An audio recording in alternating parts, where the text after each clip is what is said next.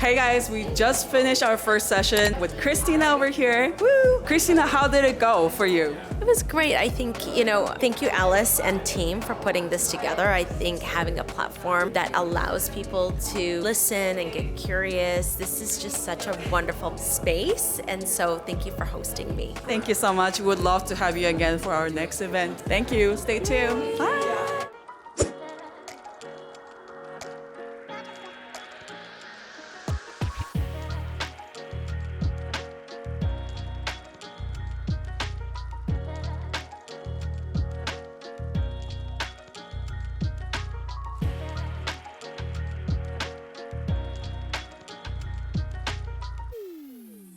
Thank you so much for joining our first session. We have Christina here. Christina, would you like to introduce yourself to the audience, please? Hi, everybody. Thank you for being here. And thank you, Alice and team, for putting this together. I wish I had something like this when I first started. I come from a marketing background, actually, a theater background before that, but I fell into vintage maybe about 14 years ago, and so I'm happy to share and looking forward to sharing the whirlwind around how I got to where I am. I opened Revival, which is on Main and 8th at the Triangle Building in Mount Pleasant in February, so just a little over 6 months.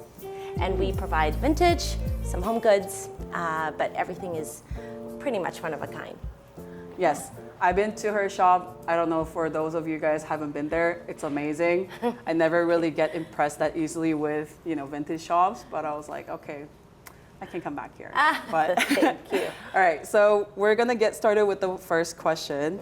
Your dedication to sustainable fashion is truly inspiring. What first motivated you to pursue sustainability in work? And is there a personal story that drives your commitment? Yes, so in 2015 there was a documentary that came out called The True Cost. Anybody seen it?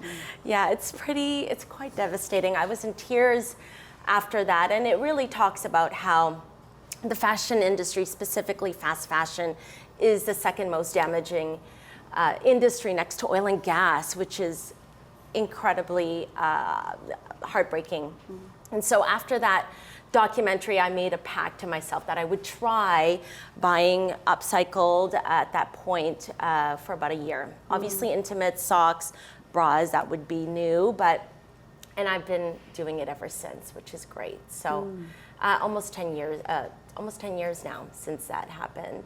Wow. And so that really is what drives me. That's my North Star, is understanding how detrimental that the industry is to the environment and of course to our future world. Yeah.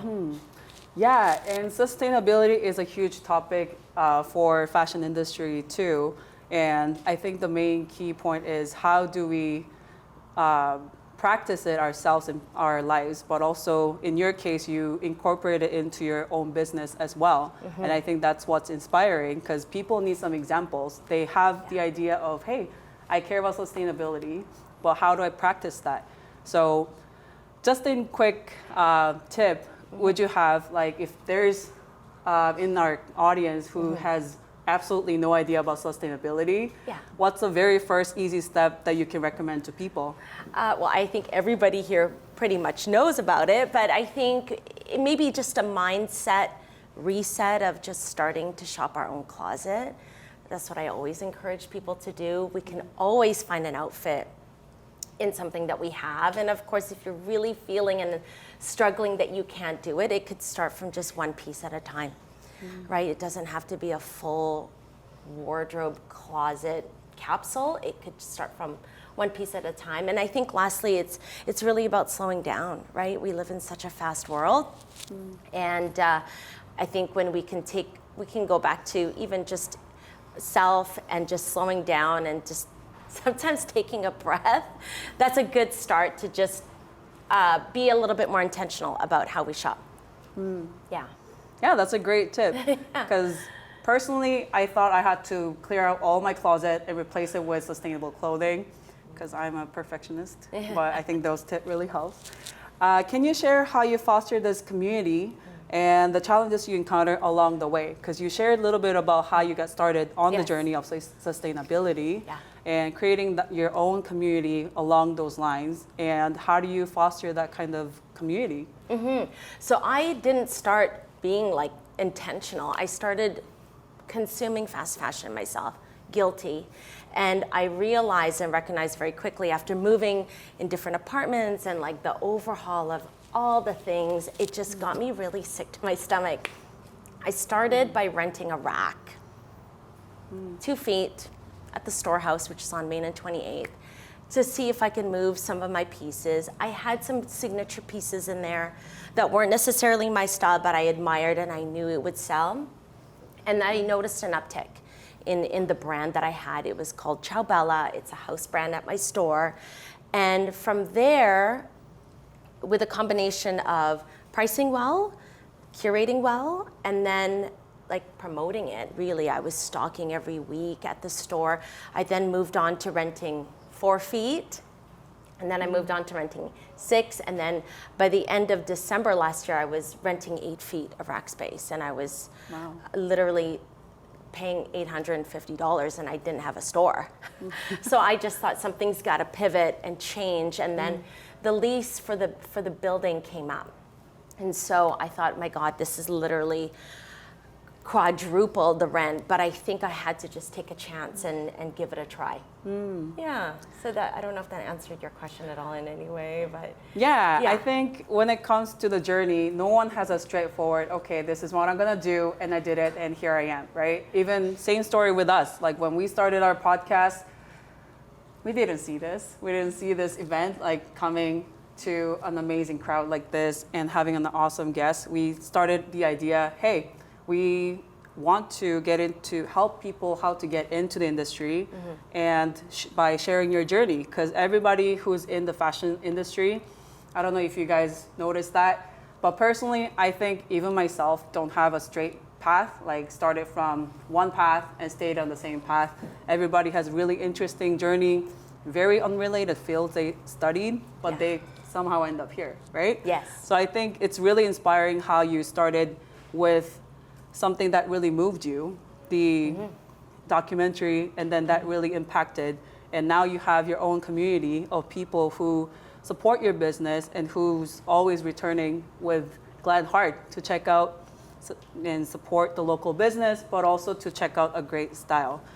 Again, guys, not to promote certain businesses, but if you guys want to check out the main store, it's amazing. The decoration, the clothes, it's very fashionable, but yet sustainable. So I really recommend it.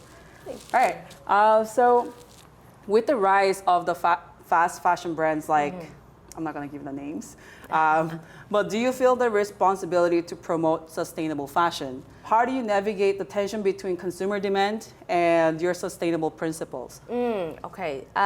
So yes, I mean, obviously, I think people here are aware of fast fashion, and even if we're not, I certainly don't want to shame anybody for buying that piece at Temu or Shein. You know, we all know that's fast fashion. I really don't want. Let's just call it out. And I see it. I see it when I'm thrifting. I see the Shein labels. I see the Forever 21s. I see all of it. And there is that push-pull, like, do I thrift this? Because it's so cute and it's in great shape and nobody wore it. And I think we can give it a second life. So I balance that. I do. I feel like it deserves a second chance. And when I think about trends, right, because that's what drives the fast fashion is like, I need to have this bubble skirt, that's trending right now because it's trendy and I gotta get it. So I balance that by studying what trends are, but also it's kind of my own taste of what I'm putting in there. I grew up in the 80s and 90s, and so I know that's making a comeback. I like putting stuff that I used to wear into the store, so that is, it's always a balancing act. It's a mix of knowing the trends, being able to save certain things that I'm thrifting that I think could give a second life, and then lastly, my own personal style. I really need to make sure that I don't veer away from that, right? Because that is my North Star. Yeah. Yeah, and I think it's really great now. Y2K is in trend, and shopping vintage is a trend. and everything's more trendy when it comes to being sustainable and everything. But I think it's a good, although I think it's a good change, but also there's another push too. Like, who doesn't want to get really trendy piece that's only really cheap, right? Yeah. So I really agree that it's all about the balancing act of trying to support sustainability, but also by studying really helps. You guys might find, I've seen those TikTok videos where you go into mom's closet, dad's closet and say, oh my God, this is so cute, I can wear this now, right? That's happening because the fashion is, some kind of fashion is repeating, right? It's repeating, yeah. The grandma aesthetic, grandma's closet, the grandpa aesthetic, like that's, I love that this generation is really making that trendy. And when you think about the trends right now, it's kind of all over the place. If you think about it, there's so many different looks. So I'd like to encourage people to think that no one's out of style. We can always make things in style. It's just a matter of owning it, and it's an attitude, truly. Yeah. Yeah, like you would think hoodies and loungewear is for people who are just staying at home, but now it became a huge trend too, right, during COVID. So I think you can never really expect what's gonna come next. But I think that's a really interesting point that we have to know what we're getting, because I think a lot of times we just jump in, oh, it looks cute, it's cheap, get it, right? And what do we do afterwards? Right. I think you pointed out very interesting thing, because you see it in the secondhand store. How do you manage that when you see those fast fashion brand items being recycled into the vintage shop or secondhand store? How do you navigate that? Yeah, I think it's also about the moral compass that I have, that I can't just simply jack this up in price. Number one, it's secondhand, right? Number two, the person probably didn't spend a lot of money purchasing it. And so it's a balance of, how do I pay my rent? How do I price this so it can be worn again and loved? How do I make sense? How do I market it? But I think the one probably differentiator that I'm able to have and absorb is that I also source from charities. And I source directly from charities, which is great. I don't necessarily go to the charity thrift store. I go directly to the charities, and they contact me, and I do a big haul, and I support their programs by purchasing a curated amount. And that allows me to also pass on the savings that a regular vintage store would mark up to the customer. So a lot of the feedback that I do get is that my pricing is done well. So I'm proud of that. Yeah. Yeah, because you can't forget about the business aspect too. Although everybody wants to support, you also need to think about those aspects as well. So let's talk about the industry itself. I know fashion industry, if you guys have experienced even a bit, you'll understand that it could be very competitive. It could be very lack of compassion at sometimes. It's hard to find your own crowd. So for your case, how do you navigate like being in fashion industry? Like, how did you get to navigate through all those aspects? Yeah, so when I started in 2012, I had started at Dress for Success. It actually wasn't a very competitive market, simply because I was in nonprofit. And that's where I got introduced to all the fashion brands at the time that would support the programs. And so I was lucky. It wasn't a very competitive landscape, but I think what really helped me during that time was maintaining the relationships with the people at Holt Renfrew, the people at Calvin Klein, the people at Aritzia. So maintaining those relationships and championing for that nonprofit really helped. There's always going to be hate out there, right? There's always going to be, I think it's just if we stay in our own lane and just focus on the positive, yeah, I think we can cut through the noise quite quickly. It's just about being protective of our own energy, really. Yeah. Okay. That kind of reminds me, there is a word, gatekeeping. Do you guys know gatekeeping?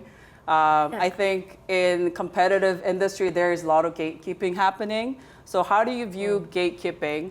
I don't want to call out specific industry people, but there are some people who does believe in gatekeeping because that's their business tactic and that's how Yeah. they make profit and that's how they see the long run. Yes. How do you see gatekeeping?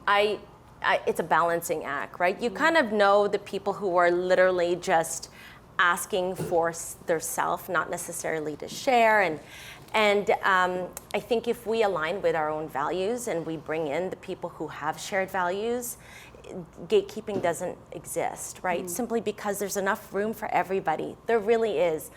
Even in the fashion, in the vintage scene, a month after I opened, my friends next door opened, and they are 4 people who have fish market. I'm sure some of you have been there, but they're amazing, and they're half my age, and there's room for everybody. So we become close friends, and we share all the time. But again, that took time. It took time to just like understand people's intention. But again, if we can keep ourselves aligned with those with shared values, I don't think we necessarily need to gatekeep. Yeah. I think that's a great point.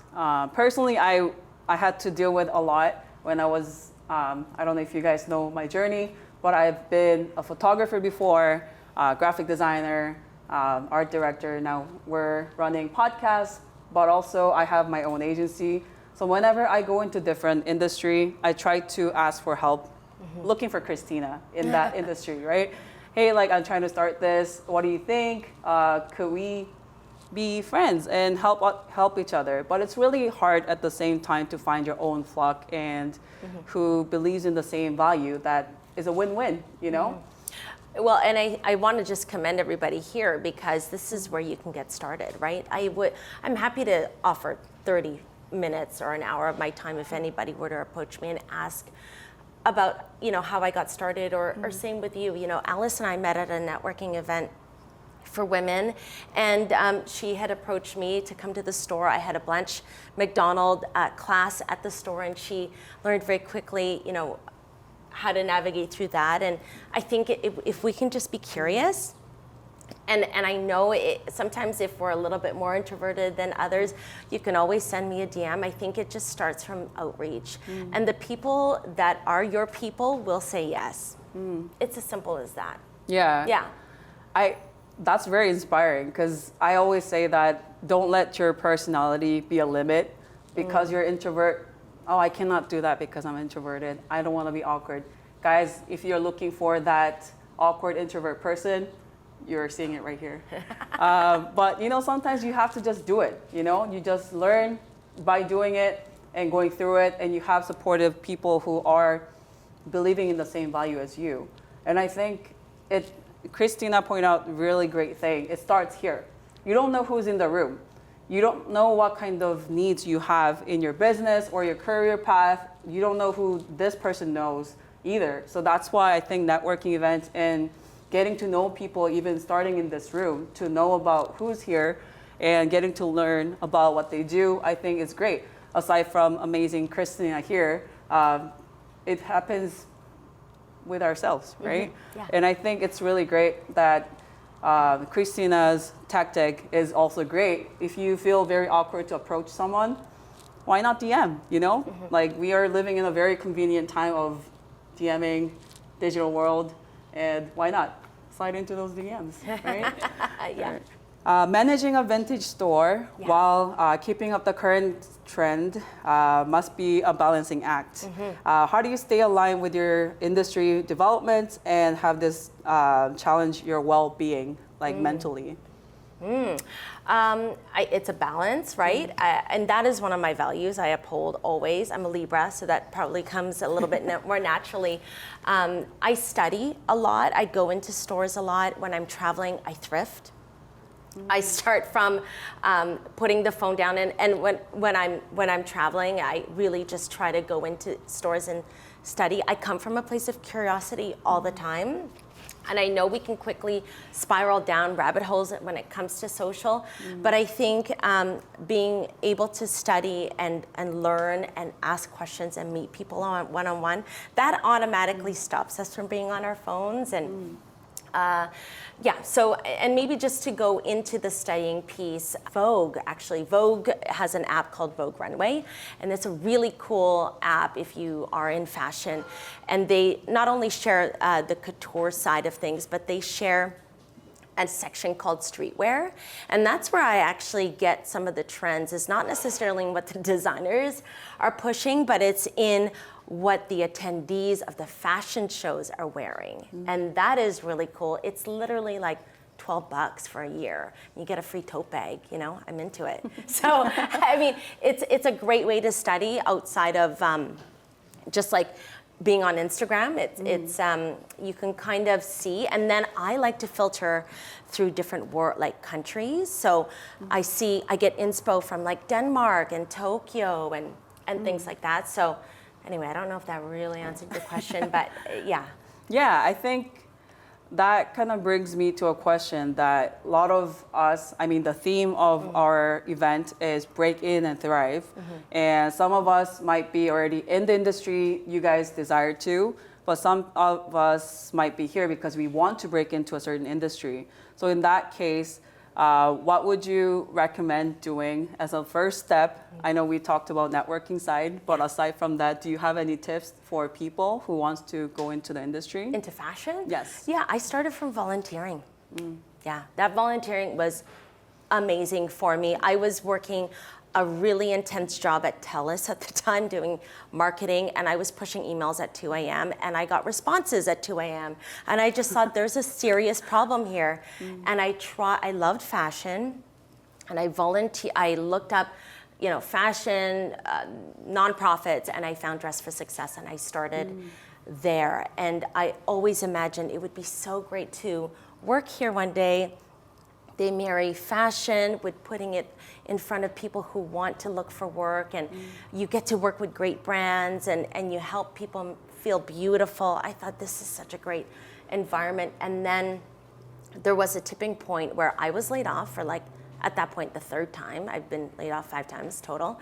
And the executive director unfortunately fell ill. And so I was able, because I was volunteering, I was in a pivotal point where they had offered a job for me, which was obviously something that would never happen otherwise. And the board created a job for me. So sometimes it just starts from approaching brands that you like, offering your time, and then taking it from there.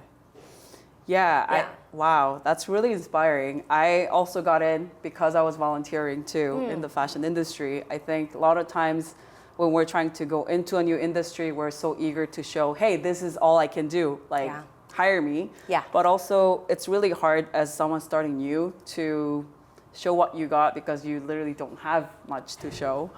So I think that's very inspiring. Start with volunteering, align your values, and see what sprouts is a great approach. Yeah.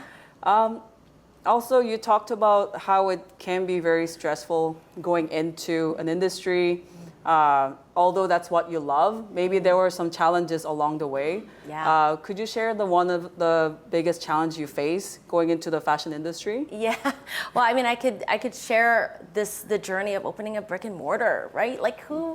I don't know. It was never really a dream to open a brick and mortar, but I also recognized the challenge. The challenge was last year, I started a rack rental in March.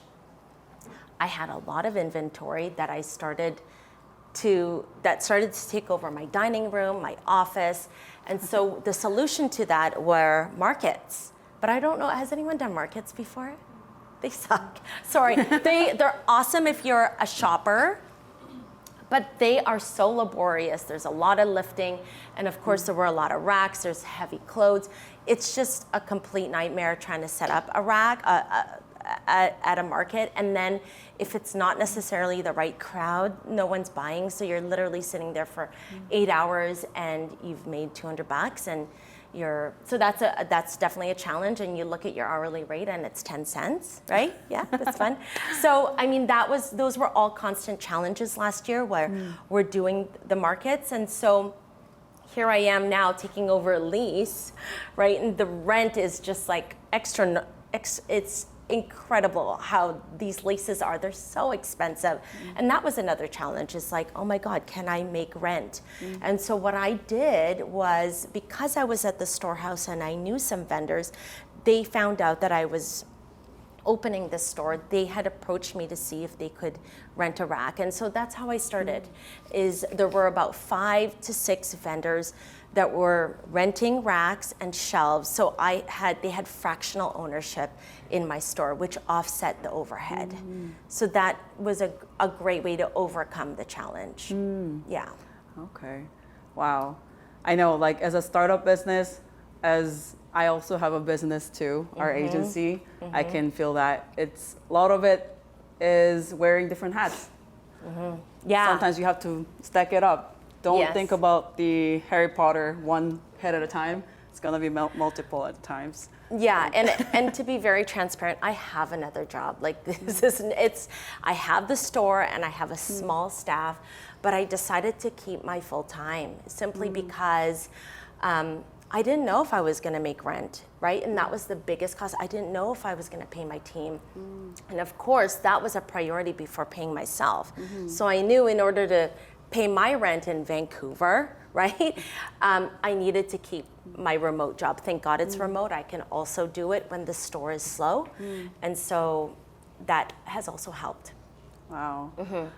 I think that's a lot of managing. And I think working and being in the fashion industry might be very tiring at times because you're always thriving, looking for next steps and trying to make the most out of what you have. But also it gets really tiring.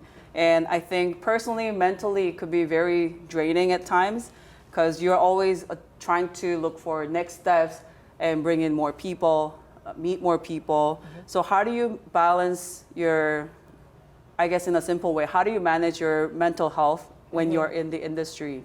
Yeah, I've had to take a couple mental breaks this year already. I knew that when I opened in February, there was a goal to just take my parents and my in-laws for a little like senior citizen trip. And believe it or not, like hanging out with seniors was the best thing for my mental health because they were very slow. And so that in a way was lovely. And then going away again for the last week was really nice. So just again, taking time for myself, and it really required blocking. Like I had to literally block my calendar to make time and go, I'm declining all the meetings at around this time. I'm not scheduling myself at the store.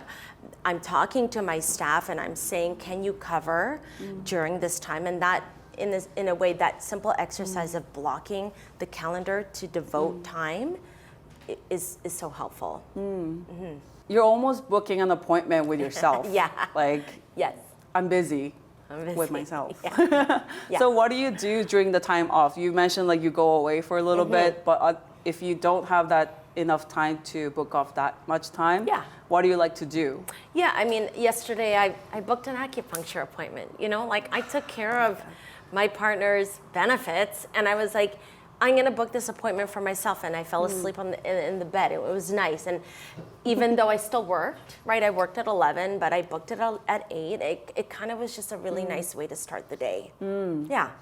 Yeah, I think also it's very inspiring how you book off the time for yourself because it's so easy to say, hey, why make a meal for myself when I can use that time to work? If you think this is a weird example, it's me. Sorry, guys. I would rather use cooking time for work.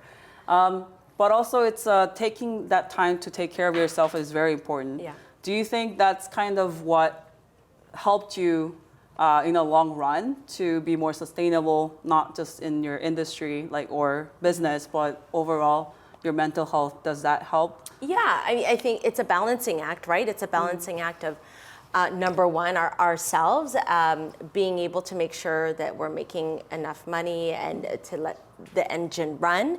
But also it's like our friends and family are always gonna be here. It does take effort, right? To check in on our friends, like let's check in on our friends and make sure they're good.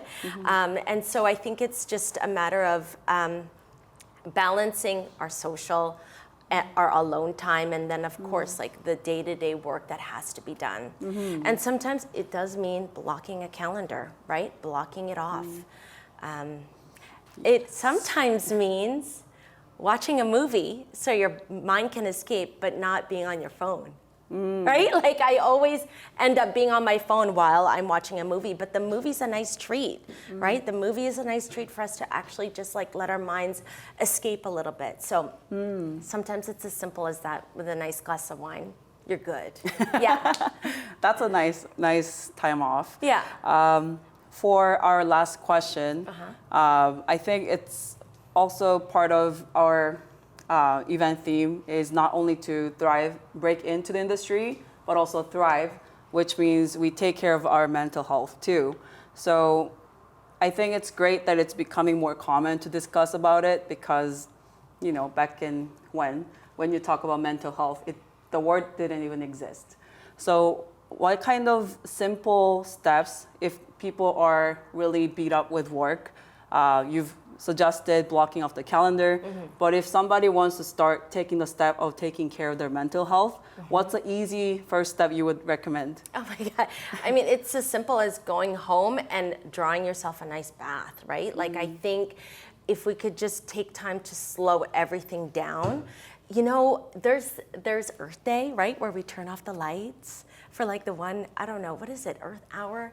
That's so cool. Like, what if we just simply turned off every stimulus around and like turned on the candles? Sometimes it's just creating the environment within our own space. And sometimes it's a shared space, right? Sometimes you got roomies, but you have your own room at least. And I would say always go out to nature. Literally jumping on a ferry and just looking at the ocean fixed a little bit of my stress in 10 seconds and just breathing. Sometimes it's as simple as that.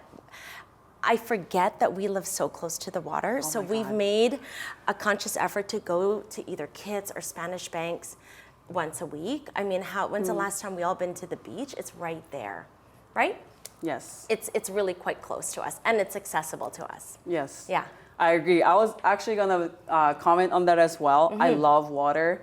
I love looking at it, being in it, drinking it. Yeah, good. I love anything to do with water. And last time, I think, when I went to the beach was English Bay.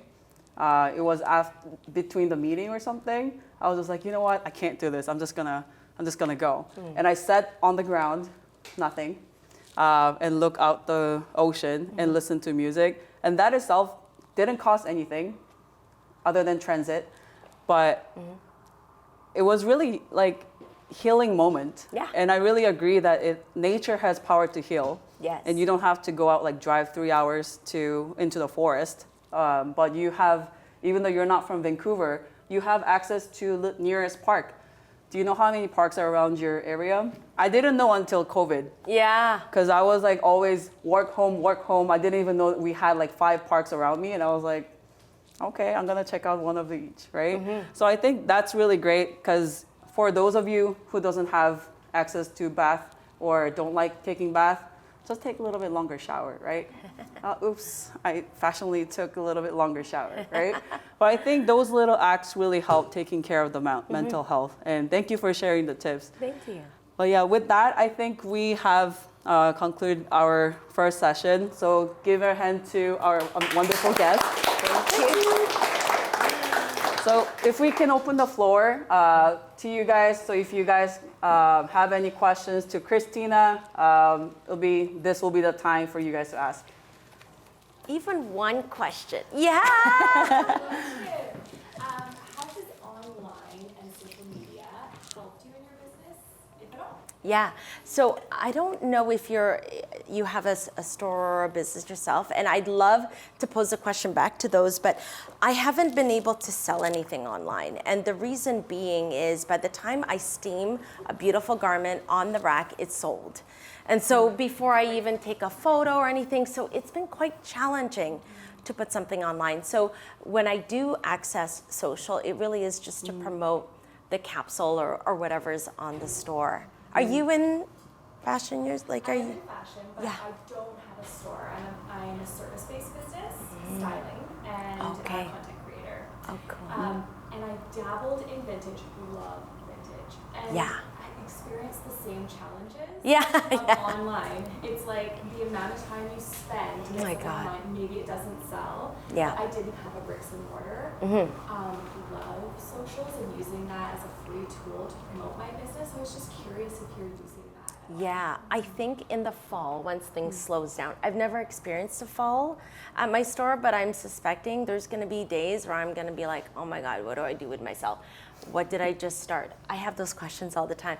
I may consider like a Poshmark Live, right? And where it's still online, it's live, and people are bidding on these pieces. I don't know, has anybody done it? Poshmark Live. No, I have a few friends in the industry, and they were using Depop, and a lot of their sales are in the States, which I found very interesting because Kelowna is quite small. Yeah. She's quite successful with that. Amazing. I never made it. I, I ended up like shrinking my business to niche down a little bit. yeah. It's pretty cool, and there's just so much accessibility. But you're right, it's a lot of work. Yeah, I even consider, and I would love people's, because how do you get vintage accessible to people up north, say for example, in isolated areas? So I did at one point go, maybe I do like a vintage delivery service where everybody gets a surprise box, right? But then vintage is tough because it's like an 8 vintage is like a 4 now, right? Like, so sizing is quite skewed, but there is certainly more to explore with online. I still need to figure it out too. Yeah. Thanks, yeah. So I'm starting my reselling, just like stuff in my closet or whatever I found. But in the idea of curating, like what you mentioned what you curate, but like is it just because like it's like what people want? Like I know you talked about the trends, but like if you were to curate your own, like how would the style be? I have this, there's a store in LA called Recess, where it would just be, everything is blingy and over the top, but I know that's not what everybody wears, right? So when first of all, congratulations, because I think it's always fun to just start with your own. I needed to, bless you, I needed to incorporate sizes outside of myself. So I would say that would be my first advice is there's a lot of people who are XXS, 00s, who have a hard time finding clothing, and then on the other side, you know, the 1X to 4X to 5. So I started to curate outside of my size. That was a good start. And then it was a combination of what I loved, understanding trends, and then looking at what people are wearing on the street was a great exercise. I started to study people. I'd go into a cafe and I'd look a little slightly creepy, you know, but I would, and I went to a lot of stores. So hit up all the stores, and I actually studied outside of a capsule. I studied visual merchandising. So I thought, oh, that's neat. They used a cable and a belt to like hang that thing, or they're using this hang tag and they're hand writing everything. Like I started to study outside of just like picking clothes. You know what I mean? So maybe give those a try. Yeah. I do Depop. Oh, cool. Do you like it? I mean, whenever I put stuff on Depop, immediately gone. So, amazing. Like within like 3 days, all gone. All gone. The shipping sucks though. This is it. It's the fulfillment, right? And then we try to reconcile, is the shipping sustainable, right? Like I know we always have those balancing acts, but I think for you at the end of the day, you're saving something from a landfill and you're giving it another life. So that's how I justify shipping. It's just $20 though. $20 to ship? I mean, I'm using Canada Post right Okay. now. I'm switching to Chit Chat. Oh, good luck, yeah. Report back, let me know. Yeah. If anyone wants to talk to Christina, do you have any contact that you can share for people to reach out? So I think we have a networking session after this. I'm going to show you a cool trick to do a scan on LinkedIn. Did we do that? That was so Yes. fun. So, I mean, I don't like paper. People ask me all the time for a business card. I don't have one. I get people to scan at my store, but I'll show everybody how we can all connect on LinkedIn, which is cool. I'm sure some of you already know, but yeah. Yes, I agree. I don't have a business card too. Yeah. I was debating on it, but you're kind of putting a stamp on it. Sustainability. Yeah, try. Okay. Yeah, great. Thank you so much. Thank you so much, everyone. So we're going to have a break for networking session, so you guys can get to know who's sitting next to you in this room, but also make connection with Christina as well. So thank you guys, and we'll be back here at 11, I believe. I'll check back in. Thank you guys. Thank you.